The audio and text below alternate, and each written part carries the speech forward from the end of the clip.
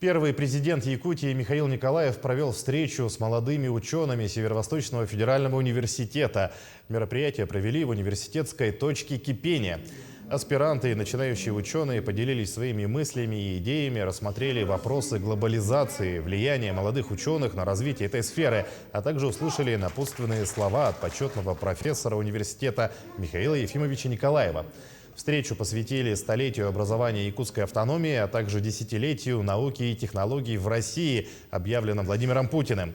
Сегодня в университете активно наукой занимаются почти 8 тысяч студентов.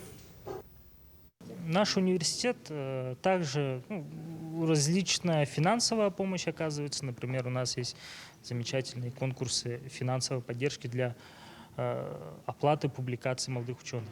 Не секрет, что публикационная активность очень высоко ценится в научном мире, и он довольно-таки дорого стоит, скажем. Молодежь научной деятельностью интересуется. В нашем университете, например, более 7900 студентов активно занимаются наукой.